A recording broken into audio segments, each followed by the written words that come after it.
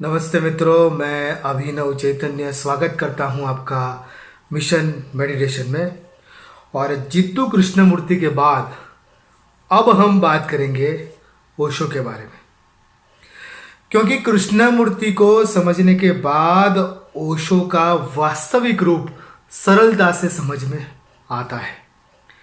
तो ओशो के मुख्य 5 रूप हैं: परफॉर्मर, एथिस्ट, कैपिटलिस्ट, इजोटेरिक और थियोसोफर। इस वीडियो में हम उनके प्रथम रूप को समझेंगे, जो कि है ओशो का परफॉर्मर रूप। यह उनका बिल्कुल बाह्य लेयर है, जैसे उनकी चमड़ी। जो नवसन्यासी नहीं है और जिन्होंने ओशो को उतना पढ़ा भी नहीं, बाहर उनका जो प्रचलित रूप है उसका निरूपण इसमें किया गया है। उसमें ओशो से प्रभावित लोग उन्हें किन्हीं और ही वजहों से मानते हैं। तो आइए जानते हैं ओशो के पहले रूप परफॉर्मर ओशो को। 20वीं सदी के उत्तरार्ध में और उसके पश्चात मानो सामान्य भारतीय विचार जगत ओशोमय हो गया है। आज के सभी आध्यात्मिक गुरु बाहरी दृष्टि से देखें तो ओशो की ही फीकी नकल से लगते हैं, और ओशो दिखते थे टैगोर की कॉपी। जिस प्रकार टैगोर में समस्त प्राचीन वाङ्मय उसके सारांश के रूप में वैश्विक परिप्रेक्ष्य में बड़े ही प्रभावक ढंग से अभिव्यक्त हुआ, ठीक उसी प्रकार से ओशो में पूरा अध्यात्म उसके उपसंहार के रूप में वैश्विक परिप्रेक्ष्य में बड़े ही सम्मोहक ढंग से प्रकट हुआ। यह हो चुका, अब उसमें कुछ नहीं किया जा सकता। पा चुके वे प्रतिष्ठा और वैभव भी भोग चुके वे उसका। इसी के साथ हमें 20वीं सदी को छोड़कर अब आगे निकलना चाहिए। इससे आगे कुछ नहीं। 20वीं सदी में सब हो चुका, परफॉर्मिंग में तो कॉपी करना ही शेष रह गया है। पिछली सदी में साहित्य, कला और सभी क्षेत्रों में श्रेष्ठ आ चुका। टैगोर एक महान परफॉर्मर थे और उन्होंने यह माना था कि वे एक कलाकार थे। लेकिन ओशो भी एक परफॉर्मर थे, किंतु उन्होंने लोगों को ऐसा नहीं कहा। ओशो ने अपने बारे में कुछ और ही परिचय दिया, और वो परिचय समय समय पर बदलता चला गया। उसका कारण था कि वे जो कार्य करना चाहते थे उसके तहत टैगोर की तरह एक परफॉर्मर के रूप में वे स्वयं को व्यक्त नहीं कर सकते थे। टैगोर गंभीर लगते हैं, लेकिन वे महज एक कलाकार हैं, जबकि ओशो गैर गंभीर है, लेकिन उनका मिशन कुछ और था, गहरा। टैगोर पूर्ण रूप से कलाकार थे। वे चित्रकार थे, नृत्यकार थे, संगीतकार थे, नाट्यकार थे, उपन्यासकार थे, निबंधकार थे, कवि थे और विचारक भी थे। यूं समझ ले कि वे सही अर्थों में एक मल्टी डायमेंशनल व्यक्ति थे। हमारा तो अध्यात्म ही कला है। इस दृष्टि से टैगोर ओशो से ज्यादा मूल्यवान है। ओशो इनमें से एक भी कला के ज्ञाता नहीं थे, लेकिन वे एक कला में बड़े माहिर थे, और वो थी वक्तृत्व कला। उन्हें एक चीज बढ़िया तरीके से आती थी, और वो है लेक्चर। वे एक कुशल वक्ता थे, एक महान ऑरेटर थे। जैसा कि आप सब जानते ही होंगे, अपने पूर्व जीवन में ओशो एक लेक्चरर थे, फिलोसॉफी के प्रोफेसर थे। लेकिन भारत में दिक्कत यह थी कि प्रोफेसरों, वक्ताओं या लेक्चररों की कोई सुनता नहीं था। यहाँ तो महत्व योगियों, रहस्यवादियों और आध्यात्मिक अनुभूति प्राप्त संतों का था। तो ओशो ने अपने शुरुआती दिनों में एक रहस्यवादी संत की तरह बोलना शुरू किया। आगे जाकर उन्होंने संत का सफेद चोला उतार दिया, लेकिन एक रहस्यदर्शी का अपने ढंग का चोगा ओशो ने पहन लिया, जो बाद में विभिन्न रंगों एवं रूपों में अनेक बदलाव के साथ उन्होंने पहन रखा।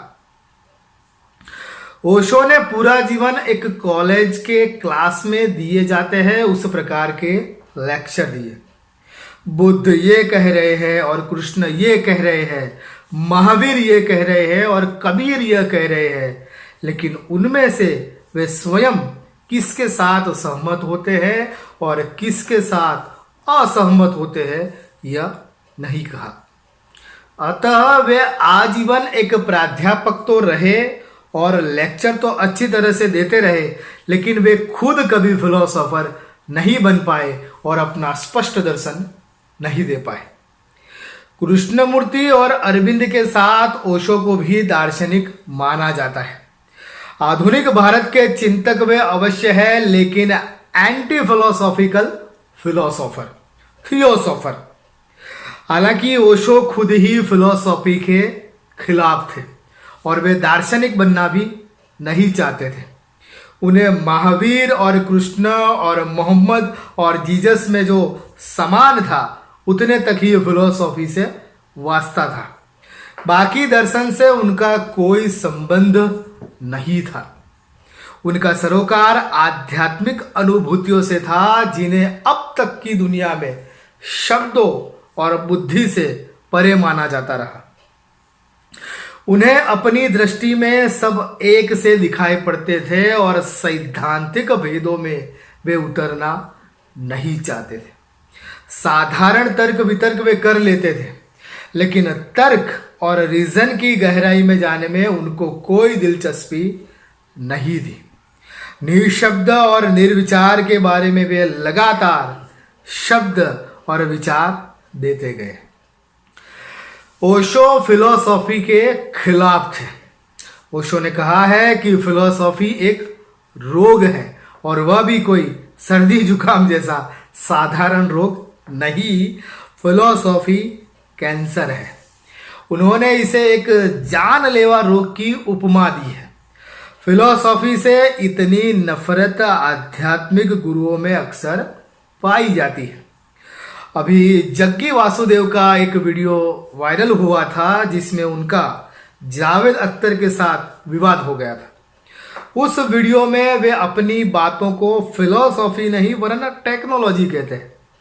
ठीक वैसे ही ओशो भी साइकोथेरेपी को अध्यात्म से जोड़ते थे और फिलोसॉफी से इनकार करते थे। तो फिलोसॉफी से आध्यात्मिक गुरुओं की नफरत पुरानी है। अध्यात्म अनुभूतियों पर आधारित है और वह हमें विश्रांति के कुछ पल दे सकता है, इसके अतिरिक्त और कुछ नहीं। दर्शन उससे प्राप्त नहीं होता और ना ही उसके माध्यम से सत्य की खोज की जा सकती है। अतः ओशो जैसे आध्यात्मिक गुरु के बारे में हमारे विचारों को उनके प्रेमियों एवं सन्यासियों के दृष्टिकोण से ना तोले, यह बिल्कुल भिन्न विषय है। वे ओशो को उनके गुरुनुमा व्यक्तियों की दृष्टि से देखते हैं, जैसे कि मस्तो, मग्गा और पागल बाबा, और हम ओशो का मूल्यांकन उनके फिलोसॉफी के प्रोफेसर एस.एस. रॉय की दृष्टि से करते हैं। इस दृष्टि से वे एक दार्शनिक नहीं थे, मिस्टिक थे। कृष्णमूर्ति भी मिस्टिक ना कहलवाकर खुद को मिस्टिक ही कहलवाते थे। दार्शनिक उसे कहा जाता है जिसकी एक स्पष्ट एपिस्टोमोलॉजी होती है, एक मेटाफिजिक्स होता है, एथिक्स, पॉलिटिक्स और एस्थेटिक्स होता है, और यह सब पूर्णतया तार्किक एवं बुद्धि पर आधारित होते हैं। इनमें आपस में एक तालमेल होता है, कोई विरोधाभास नहीं होता, और ओशो तो विरोधाभासों के भंडार थे। ओशो फिलोसॉफी को मूल्यहीन मानते थे और ठीक वैसे ही हम फिलोसॉफिकल दृष्टि से ओशो का कोई मूल्य नहीं देखते। तो सभी दर्शकों से निवेदन है कि इसे दार्शनिक मूल्यांकन की तरह देखें, बाकी एक प्रभावक प्रतिभा की तरह भारत एवं विश्व पर उन्होंने जो अमिट छाप छोड़ी, उस दृष्टि से वे बड़े मूल्यवान हो जाते हैं। आज के सभी आध्यात्मिक गुरु ओशो की फीकी कॉपी जैसे प्रतीत होते हैं, लेकिन उनमें से एक भी उस निष्पक्षता और तटस्थता पर खरा नहीं उतरेगा जो हम ओशो में देखते थे। ओशो ने हिंदुओं के महान आचार्यों, पंडितों, ज्ञानियों को छोड़कर संतों पर प्रवचन दिए। उसमें भी तुलसी और सुर के पक्ष में ओशो नहीं बोले, वरन मीरा, रैदास, भीखा, पलटू और मलुक जैसे संतों पर ओशो ने प्रवचन दिए। ओशो कबीर, नानक, दादू, दरिया, सुंदर आदि संतों पर बोले और इस प्रकार संतों की सरल वाणी का उन्होंने एक नए ढंग से भारत में मानो पुनरुद्धार किया।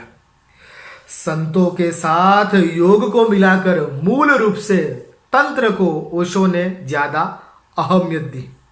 संभोग से समाधि की और ओशो की प्रचलित व्याख्यान माला रही, जिसमें उन्होंने प्राचीन तंत्र को फिर से उजागर किया, जो इस तथ्य से अज्ञ लोगों को एक नया विचार प्रतीत हुआ।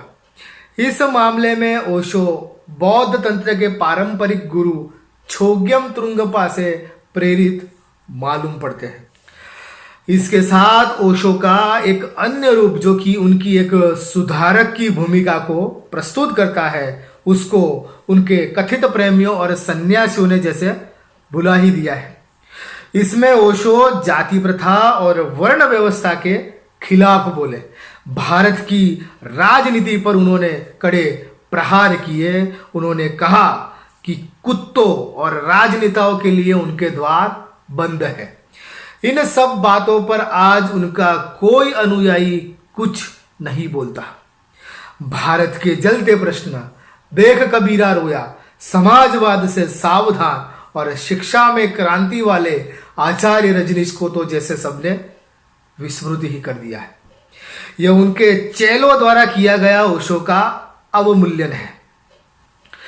ओशो ने कहा कि अगर भारत को विश्वगुरु बनना हो तो उसे निशस्त्रीकरण की पहल करनी चाहिए और अपनी राष्ट्रीयता को खोकर यूनो से एक रूप हो जाना चाहिए। उन्होंने कहा कि स्विट्जरलैंड या अन्य कोई देश यह करे इससे पहले अहिंसा तथा वसुधैव कुटुंबकम की मिसाल भारत बने। तो इस दृष्टि से ओशो मूल्यवान है। पुनः हम दार्शनिक दृष्टि पर आ जाते हैं। गांधी पर पुनर्विचार के अंतर्गत ओशो का यह संशोधन था कि गांधी 75% जैन, 24% ईसाई तथा 1% हिंदू थे। ठीक उसी प्रकार से अगर हम ओशो पर पुनर्विचार करें तो यह कह सकते हैं कि ओशो 75% हिंदू, 24% ईसाई और 1% जैन थे। मसलन वो जन्म से तो जैन थे, लेकिन वाणी से और कर्म से वे जैन नहीं थे। भले ही उन्होंने महावीर वाणी पर प्रवचन दिया, लेकिन जैसा कि आप सब जानते ही होंगे कि प्रवचन वे किसी की भी वाणी पर देते हो, उस वाणी में विचार तो उनके खुद के ही होते थे। वास्तविक रूप से देखें तो वे महावीर और जैनों से बिल्कुल विपरीत व्यक्तित्व वाले इंसान थे। ओशो को समझना हो तो महावीर के उपदेशों को उल्टा कर दो। तप, त्याग एवं देह दमन को प्राधान्य देने वाले जैन धर्म से ओशो का संग बिल्कुल विपरीत विचारों वाला है। ओशो सुख सुविधा भोग से इनकार नहीं करते, बल्कि वे तो इसके परम प्रशंसक थे। जैन नैतिकता से बिल्कुल विपरीत नीति शास्त्र ओशो का रहा। ओशो के नैतिक विचार विद्रोही थे और वे तो जो बोलते थे ऐसा जीते भी थे। लेकिन उनके भक्त वैसे जी नहीं सकते। और उनके लिए ओशो का जीवन किसी लार्जर देन लाइफ मूवी की तरह था, जिस आदर्श का वे सिर्फ बोझा ढोते रहते हैं। ओशो शादी, बच्चे और कुटुंब के खिलाफ थे और कम्यून के पक्षधर थे। इस मामले में वे हिंदुओं से ज्यादा नजदीक दिखाई पड़ते हैं। हिंदुओं को ही ओशो ने सबसे ज्यादा प्रभावित किया और उनके शिष्यों को भी उन्होंने भगवा में रंग डाला था। दरअसल हिंदुओं का आदर्श पहले कुछ और हुआ करता था, लेकिन ओशो के बाद अगर आप किसी हिंदू को रमन महर्षि और रामकृष्ण परमहंस जैसे संतों के वैराग्य की बात करेंगे तो वे आपको अष्टावक्र और कृष्ण के आदर्श की बात करेंगे। आदि शंकराचार्य के बाद हिंदुओं के सबसे बड़े गुरु ओशो ही बन गए हैं। ओशो का प्रभाव इतना ज्यादा है कि हम भारत को 2 कालखंडों में बांट सकते हैं, ओशो के पूर्व का भारत तथा ओशो के बाद का भारत। ओशो ने कहा कि वे एक द्वार है, लेकिन कई लोगों के लिए ओशो एक मंजिल है। जिनके लिए वे द्वार है उनके लिए सवाल है कि ओशो किस चीज के लिए द्वार है। तो ओशो 3 मार्गों के लिए द्वार है। ओशो के माध्यम से वे जे कृष्णमूर्ति, गुरजीएफ और जैन, इन तीनों में से अपनी प्रकृति के अनुकूल मार्गों पर जा सकते हैं। ओशो से गुजरकर अगर आप 3 में से किसी एक की ओर जाते हैं तो ओशो आपके लिए सार्थक हुए, वरना ओशो ने इतने विषयों को छुआ है कि वे क्या कहना चाहते हैं इसमें उनके सन्यासी उलझ गए हैं। जो इस बात को नहीं समझ पाते उनके लिए, या जो ओशो को एक मंजिल की तरह देखते हैं, उनके लिए ओशो का अर्थ है जोरबादी बुद्धा। यह कभी ना हासिल होने वाला आदर्श है जो ओशो ने उन्हें दिया। कैसे कोई व्यक्ति एक साथ नास्तिक और आस्तिक दोनों बन सकता है? यह साफ साफ एक विरोधाभास है, इसमें कोई तर्क नहीं। लेकिन ओशो उनके लिए कहे गए हैं कि वे अनेक विरोधाभासों के मिश्रण हैं और विरोधाभास ही जीवन है। ओशो तर्कातीत जीवन की बात करते हैं और यह या तो ओशो जानते हैं या उन्हें मंजिल मानने वाले लोग कि कैसे कोई व्यक्ति एक साथ भोगी और त्यागी हो सकता है। इसका कोई तर्क तो नहीं, लेकिन यह आदर्श हिंदू पुराण कथाओं के मुख्य 2 अपवादों से प्रेरित है।